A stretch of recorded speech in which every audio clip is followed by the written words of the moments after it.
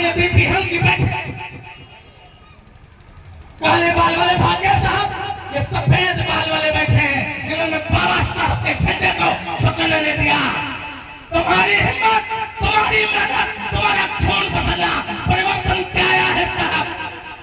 मरे हुए थे, मनवादियों की चौखट से निकलते थे तो बिना नाक रगड़े राम राम बाबू जी किए बगैर आगे नहीं जा सकते थे। तुम्हारे जमीन को, तुम्हारे स्वाभिमान को हजारों बार मारा गया, तुम जिंदा थे ही कहा था। क्या परिवर्तन आया है? इन नीले गमछे वालों की बदौलत, इन नीले झंडा थामने वालों की बदौलत। तुम क्या देता हो साहब कि तुम्हारी चौखटों पे सर ये रखता नहीं हूँ मैं, तुम्हारी चौखटों पे सर ये रखता नहीं हूँ मैं।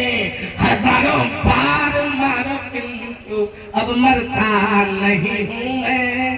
तुम्हारी तोप और बंदूक है मुझको क्या कराएंगी, तुम्हारी तोप और बंदूक है मुझको क्या कराएंगी।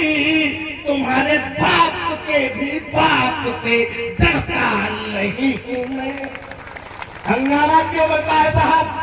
लोगों को लगा बाबा साहब ने संविधान लिख दिया, परिवर्तन आएगा, ये मूर्ख बहुजन जागेंगे, मगर 300-400 साल लग जाएंगे। 60 साल में परिवर्तन, 60 साल में एक महान योद्धा ने ऐसी अलग जगाई कि तुम्हारे गले में नीला गमछा आ गया और जय भीम के नारों से अभिवादन करने लगे। 4-4 बार राजा की कुर्सी तक पहुंच गए।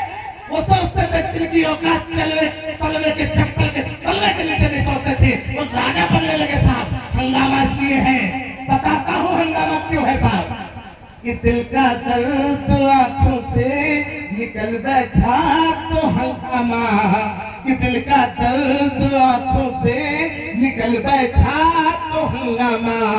ले बाबा के मिशन की राह चल बैठा तो हंगामा, कि जब तक जुल्म सहता था वो कंधा था थपाते थे, कि जब तक जुल्म सहता था वो कंधा था थपाते थे, कि छाती ठोक के सीने पर जो चढ़ बैठा तो हंगामा, कि बाबा के मिशन की राह चल बैठा तो हंगामा।